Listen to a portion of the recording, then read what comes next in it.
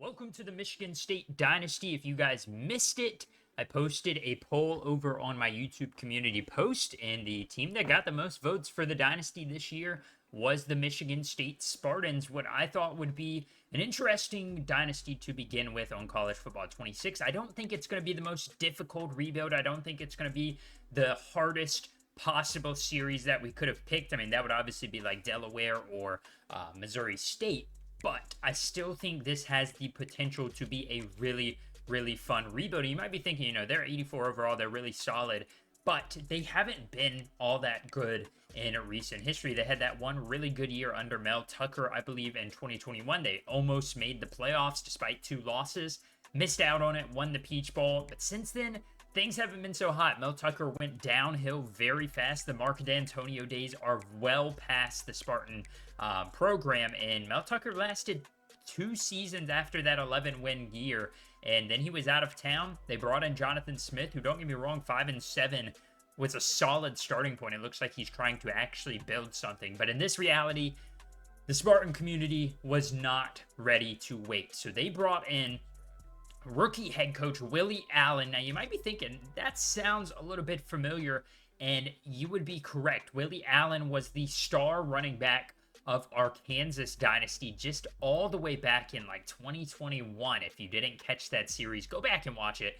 Willie Allen was a stud, a 4-star running back out of Colorado, so he is now back in the football scene. His NFL career did not work out. He spent some time with the Bears, the 49ers, cut short by injuries, but he is back, and he is looking to build a winning program here in Michigan State. And to do that, he's going to have to do a whole lot of work. This roster has some holes. They've got really good talent in certain spots, but they leave a lot to be desired in some spots. As you can see, we'll go through the roster here as we open up year one. This is what it's going to be looking like. Quarterback is interesting. It's, you've got some solid options, but nobody is fully solidified in their role. You've got Aiden Childs coming off of his first year, starting 12 games, or playing 12 games, I should say. I'm not sure if he started all 12, but he had 13 touchdowns, 11 interceptions a year ago, about 2,500 yards, give or take 100.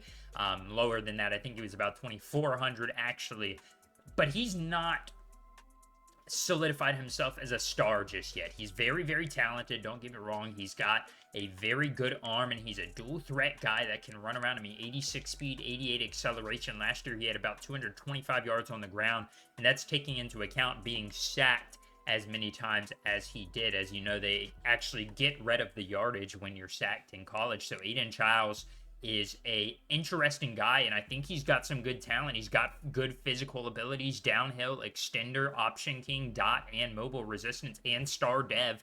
So I think we're, pretty set right now for quarterback. He's a junior, so he's at least got this year. If he plays really, really well, maybe he ends up in the draft. I don't see it happening. Maybe he transfers. Maybe he goes elsewhere to be on a better program, but I don't think Coach Willie Allen could ask for a better guy to run his offense this year. Backups, though, not too great. We've got a bunch of freshmen, a couple redshirt. We've got Leo Hannon out of Long Beach, California, 6'3". He's a 75 overall, solid speed, solid power on his arm, but his accuracy leaves a little bit to be desired, nothing over an 80. Below him, though, we've got Alessio Milovojevic, is assuming that's how you pronounce his name. He's a redshirt freshman out of Illinois, 68 overall.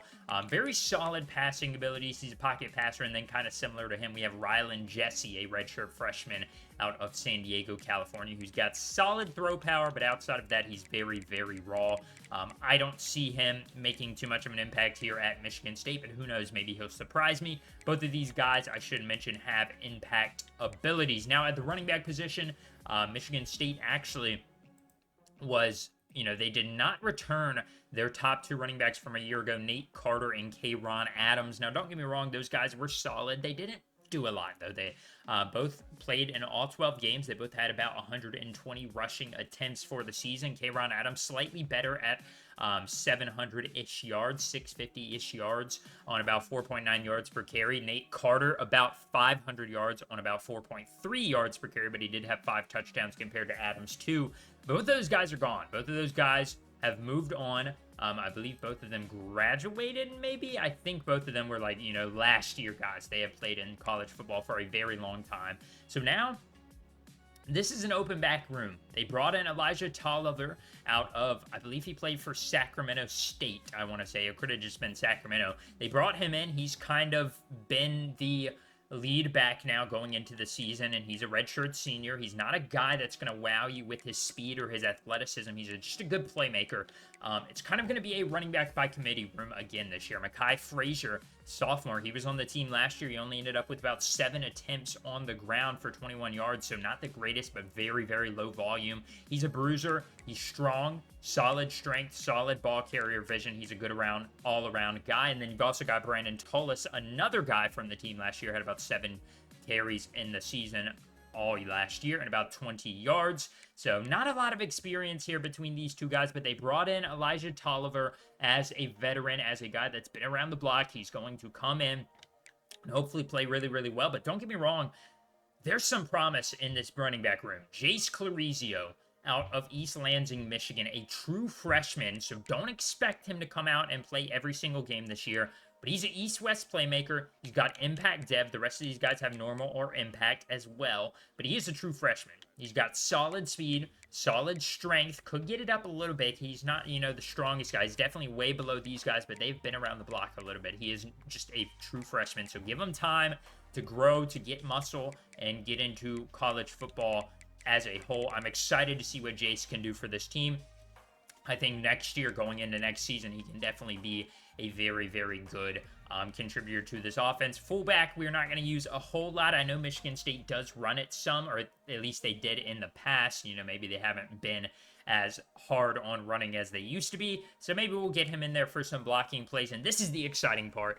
Wide receiver room here for Michigan State is very, very talented. Krishan McRae, one of the better transfer receivers in the portal, left Kent State, a awful program, and hopefully he joins a promising program here. We're only going to have him for a year at max, I would imagine. He's probably going to get drafted next year at 87 overall, number 1 guy on this team. And just look at those physical abilities. I mean, this guy, he can do it all. You ask him to do something, he's probably going to be able to do it, and just great abilities. Cutter, layout, recoup, double dip, sure hands, best friend, fan favorite, headstrong. This guy is talented, and I'm excited to see what he can do his first year here in a Michigan State uniform. Next up, though, we do have some guys that have actually been around the block here. Some guys that played solid for this team. I don't think that Amari Kelly is one of those guys. I'm not sure where Amari Kelly came from. Let's actually see real quick. Where did Amari Kelly play before he transferred here to Michigan State? So this guy's a transfer from Middle Tennessee State. He had a really solid season, 53 catches, 869 yards. Amari Kelly is a guy, as I mentioned, Middle Tennessee State transfer, 869 yards on 53 catches and 3 touchdowns a year ago. Him and Krishan McRae coming in here for probably a season both. We might get 2 out of Krishan McRae if he doesn't perform as well as expected, but I think they can both be really good. A bit of a 1-2 tandem here, their first season with the Spartans. Next up, though, we do actually get to some guys that have been on the team for a little bit.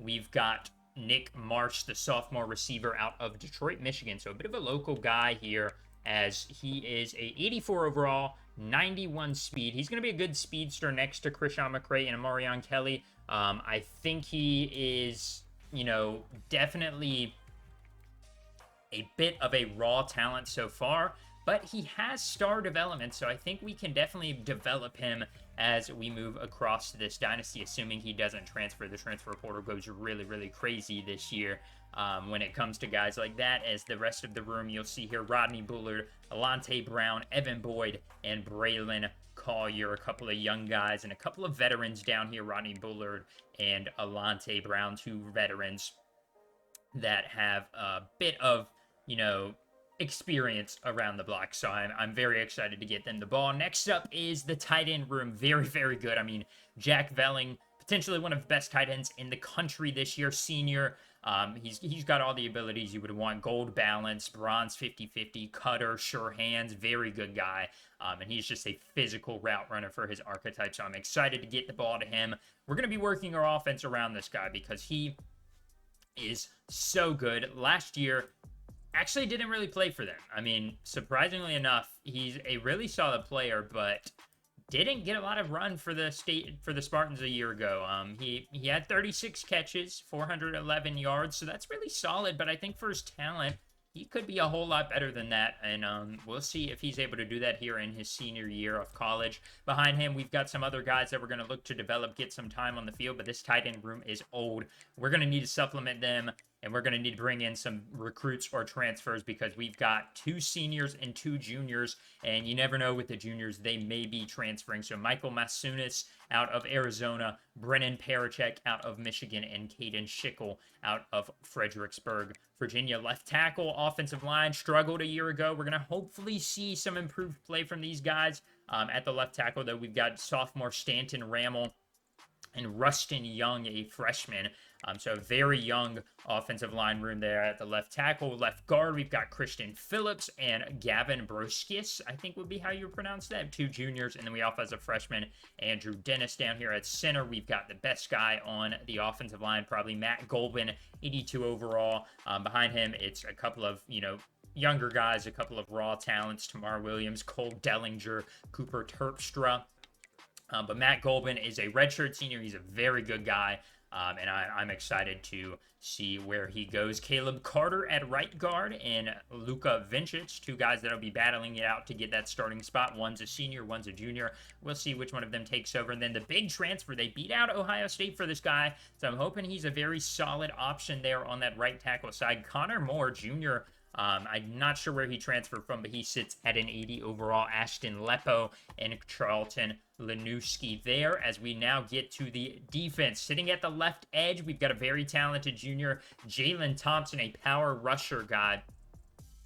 Thompson is very, very good, and I think he's going to hopefully develop a little bit more. I think he's going to be a bit of a better option. He's got some good physicals, and behind him, though, we do have some veterans. We've got Quindarius Dunnigan out of Chattanooga, Tennessee. And then we also have senior Isaac Smith out of Oklahoma. And we also have a few freshmen, Derek Simmons and Kikai Burnett, 2 guys that I'm hopefully going to be able to develop. But I think this defensive left edge room should be pretty strong, as well as the right edge. David Santiago is a sophomore. This one's a whole lot younger than the left edge room. Anelu Lafayette out of Hawaii, I believe. Tyler Gillison and Cal Thrush. What a name there out of Ohio. This team has some young talent, as you can see. Like, just look at that, the difference there. Left edge, we've got junior, senior, senior, and then right edge, the oldest guy we have is a 1 junior who's not very developed, and Tyler Gillison, and a bunch of young guys who have not played a whole lot of minutes. So I may be kind of running a morphed defensive line. We might be getting Quindarius Dunnigan a bit of play at the right edge position, and we'll see what goes best as we get into the season a little bit more. Defensive tackle, gonna need to bring in some good transfers or good recruits. We've got 5 or 6 seniors / juniors. Some guys might transfer, some guys might stick around, but Grady Kelly right now is looking like the starter due to morale boost, but it is possible Ben Roberts might come out there and start. They're both very powerful guys, both high strength.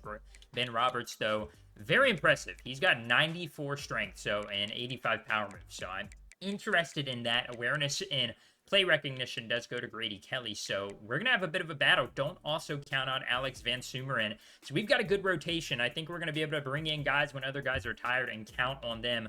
And I mean, even the guys at the bottom, Raquan Buckley, Jalen Satchel, Ben Nelson, they're veterans. They know what to do in those situations. And while they might not be, superstars. I mean, these guys aren't superstars either, but they're very, very solid. These guys are very good for certain situations, so I'm not going to be worried about bringing them in if, the other guys are tired. The Sam position is kind of young as well. We do have a senior in Darius Snow. I might be getting him a little bit more play just because he's got a little bit more experience over Samaj Bridgman, but we'll have to see how they perform in the first few games to depend or to decide who's going to get that starting spot going into conference plays. We have a couple of younger guys and a junior there at the bottom. The Mike linebacker is led by Jordan Hall, and he's pretty much far away our leader on defense. He's got solid acceleration, but the speed does scare me. He's only at 80 speed, but he's a pretty sure tackler, pretty solid play recognition, and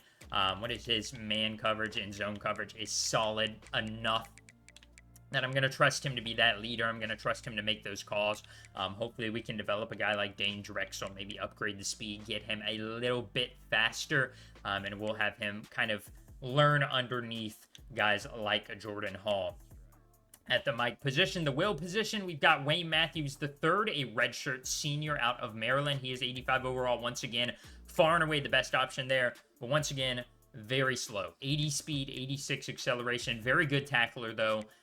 We're not going to be very fast on defense. So I'm going to have to make sure our guys are in good positions. I'm going to have to make sure our guys are playing solid ball, because we don't have a lot of speed on defense, unfortunately. At the cornerback position, though, we are led by Joshua Eaton and Chance Rucker, two bump and run guys. They've got solid speed, 91, 94 for Eaton, 93 acceleration, 90 speed for Chance Rucker, and they both have some solid man coverage and zone coverage, so I'm excited to see those guys as a bit of a tandem there in the secondary, as well as Malcolm Bell. Don't count him out. He's a zone specialist, so he may not be as fast or as good in man coverage, but he's a very solid zone guy, and he's got great play recognition. He's actually from Canada, so I'm excited to get Malcolm Bell on the field. And then we just have some young guys and some veterans. We do have one freshman I'm pretty excited for, Aiden West. He's already coming in at a 73 or 89 speed, 92 acceleration, and a zone specialist, so I hope we can develop him a little bit, as well as maybe Jeremiah Hughes here can get a little bit of playing time. So his senior year, if he sticks around, he will get be a little bit better for us on the defensive side of the ball. Free safety, gonna need some help. Malik Spencer is graduating, and Morion Smith is graduating, and Khalil Majid is graduating. So all three of those guys are going to be gone next year. We have a sophomore, Tracy Revels, who's solid. He's a good coverage guy, 66 man and 77 zone. So I am going to look to get him on the field this year. But right now it's going to be Malik Spencer as the number one guy, just because he's a good box guy and he's got better speed attributes and slightly comparable coverage skills to a guy like Tracy Revels. But we're definitely going to need to bring in some help. And the same thing for the strong safety position. Not as bad as free safety, but Nakai Martinez, 84 overall, 89 speed, 95 acceleration, a hybrid guy, very good coverage skills, 81 man, 77 zone. I really like what I've seen out of him so far. Dontavius Nash is a junior there out of North Carolina. Justin Denson and Avion Groves are the guys there that we're hopefully going to be able to develop if they stay around next year. And then for the kicker and punter, you've got Tariq Amatebezik. I don't know how to pronounce his name exactly. I will figure that out by next episode, hopefully. And then you've got Ryan Eckley, a junior punter out of Florida, and he is a very good punter. So hopefully we don't have to use him a whole lot, but I do think he's going to be a very, very solid option. And that's a look at the roster here going into year one. It's going to be a hard-fought season for head coach Willie Allen. 5-7 a year ago. Jonathan Smith is gone. Schedule is not going to get any easier. You get a solid, 3 games there where you should win. You've got formerly 4-8 Western Michigan, Boston College, who lost their best quarterback a year ago. They went 7-6. FCS East, definitely going to be a win. Then you get into play. You have to play at USC. That's going to be a tough one, despite them going 7-6 last year. Then you have to play at Nebraska. You do get to play at home for UCLA, at Indiana for the rivalry game. Indiana had a great year a year ago. We're going to see if they can build off of that. Then you go and you try your best to beat Michigan, who is 8-5 a year ago, 16th overall. And, that's a rivalry game, so it's always going to be competitive. So you're going to see if this crowd in East Lansing can get you that win there. Then you go at Michigan and Minneapolis. You have your bye week in week 11, and then it doesn't get any easier. You have to play at home versus number 2 Penn State, Drew Aller, Heisman candidate. We'll see how the Spartans defense handles him. And then you also get Iowa away and Maryland away before you go into the Big Ten Championship and bowl season. So this season's not difficult, not easy, but it could be much more difficult. We lucked out. We do not get Ohio State. We do not get Oregon. So that's 2 teams that we do not have to play that are going to be perennial top 5 teams this year. So I think that's a very, very solid bonus as far as the schedule goes. We do have a couple tough games, but if we play our cards right, Willie Allen's able to get this team to kind of rally behind him. I personally don't see any reason why this team can't win 8-9 games this year just based off of where their schedule falls if we get a couple upsets here and there. And that's just honestly kind of the bare minimum. So, as we're about ready to wrap up and get into episode 2 or week 1, let's go ahead and take a look at the guys on the board. If you are interested in our team needs, these are what they're looking like. I'm not going after any quarterbacks too heavy. They do say we need one. I'm not going to go after a quarterback too crazy. That's probably something I will address in the transfer portal because I just didn't like the prospects we had. But running back, we have a bunch of interested guys. Juan Conklin, Tyler Martino, Gerald Apple, Cliff Koroma has us at number 1, and he is a 5-star. And then Emeka Egbo has us at number 2. He is a 5-star as well. At receiver, we've got a couple of really good talent. Jacoby Cole, Monty Foster, Khalik Lovell, Malik Hennessy, Vaughn Byham are guys all that I'm going to be going after. And we'll learn more about these guys as we go into the season. As I mentioned, tight end, we're going to need to bring in some talent. I'm excited to see if we can get Terrence Averill. He is an Ohio guy, so if the Buckeyes go after him, that's going to be a tough one to win. But we have a bit of a backup in Miles Keys, not the most talented, but he will do as long as we're able to get in some transfer help. At the tackle position, we're going to try and get depth. I think our offensive line is solid, but they could do with some help. And I'm going to hopefully bring in some good freshman guys that can learn under the guys that will be around next year. So we've got some good options here. Alexander Book, Nick Kopp, and Nate Akwo there, respectively. Same thing at the guard position.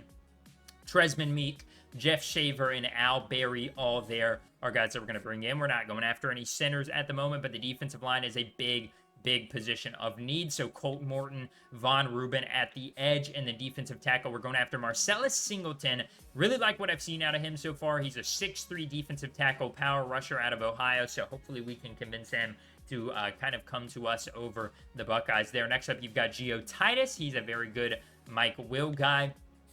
And then Tyrone Cribbs, a 3-star Sam linebacker there out at the outside. Linebacker is interested in attending here. For the Micah linebacker, we've got Alan Kiernan and Shamir Richards. So 2 guys that are lurkers and thumpers respectively. I hope those guys will be able to make a decision relatively early in the season, because if not, I'm going to want to go after some other linebackers. So I hope they don't kind of draw out the recruiting process as long as possible. Cornerback, I'm going very heavy in for. We don't have a lot of depth there, so Isaac DeBose, PJ Woods, Alani Popo, Stephen McCroy, Dennis Crow, and Matthew Brahms, all guys that I'm going after pretty heavy. And same thing with safeties, Ramon Stick, Enrique Battles, and Greg Keller and Ralph Kuma. Our defensive backs need a lot of help, and I think we're going to have, I am anticipating we're going to be hit pretty heavy with transfers in those rooms, and hopefully we can bring some freshmen in. Hopefully we can bring some transfers in to address those positions of needs as guys go out of here. But that's something we're going to have to look at going through the season and going into the offseason. But that is a long way away. Right now, the only thing we care about is winning as many games here in year 1 with head coach Willie Allen. As I mentioned, if you did not catch that Kansas game or series way back in the day that I did like 4 or 5 years ago, check it out. It's very interesting. It's definitely one of my older series, so you're going to see my, inexperience through a little bit there. Not that I'm the most experienced guy right now, but you know what I mean. So check that out. Get a little bit of a background on Willie Allen. I believe he got to my Kansas team in the 3rd season, and man, he ended up being very, very good. So go ahead and check that out if you want a little bit of a backstory where Willie Allen came from. But he is here now, and he is ready to make Spartan Mania go crazy in East Lansing, Michigan, and hopefully take over the entirety of the Big Ten. Be on the lookout for episode 2 coming in the next few days. I'm very excited for this series. So far, I'm loving College Football 26, and if you are excited, let me know what you expect for Season 1. What record, what type of competitiveness do you expect? Or will we have a bad year? Let me know down in the comments below. If you do enjoy my videos, and this video in particular, hit the like button. Maybe subscribe if you'd like to. It's free, and you can always keep up with my videos a whole lot easier if you are subscribed. So thank you all for watching. Catch you next time. Have a great day, everybody.